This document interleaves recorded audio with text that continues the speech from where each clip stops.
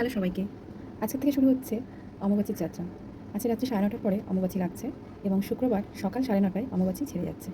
তো এই কয়েকটা দিন আমরা যারা মেয়েরা আছি, মায়েরা আছি, তাদের কিন্তু অনেক নিয়ম থাকে। তো সেই নিয়মগুলোর মধ্যে কিন্তু অনেকগুলো নিয়ম আমি পালন করি। সেই নিয়মগুলো হলো, আজকে কিন্তু আমি পুরো শ্যাম্পু করে নিয়েছি। আগামী এই কয়েকদিন আর কোনো শ্যাম্পু করব না। শ্যাম্পু করে নিয়েছি। আজকে যদি অমাবাস্যা লাগার আগে নিয়ম করার থাকে তো সেগুলো আগেই করে নিতে হয়। যেমন সিঁদুর পরা, তেল মাখা, সাবান, শ্যাম্পু সব কিছু অমাবাস্যা লাগার আগেই সেরে নেওয়া দরকার। তো সেই মতো আমিও সেগুলো করে নিয়েছি। আর এই কয়েকদিন কোনো রকম সিঁদুর, আলতা, সিঁদুরের টিপ কিছুই পরা যাবে না।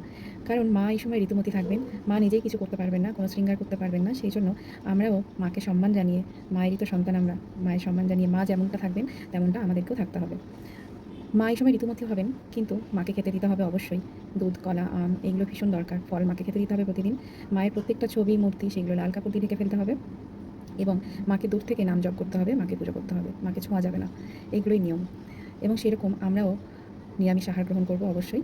এবং যেগুলো খুব পুণ্যের কাজ, দান ধ্যান করা, নাম জপ করা, এগুলো অবশ্যই করতে হবে। আর এই সময় কিন্তু কোনো রকম মাটি খোঁড়া, নখ কাটা, চুল কাটা এগুলো করা যাবে না। ছেলেরা হয়তো করতেই পারে, কারণ ওদের অফিস এইগুলোর জন্য ওদেরকে যেতেই হবে, করতেই হবে, সেহেতু ওদের চুল দাড়ি হয়তো কাটতে হতে পারে।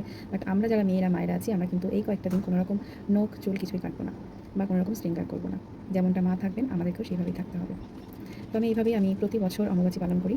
আর দেখো আমি অনেকটা সিঁদুর পরেও নিয়েছি, কারণ এই কয়েকদিন আর সিঁদুর পরতে পারবো না, সেই জন্য অনেকটা সিঁদুর পরে নিয়েছি।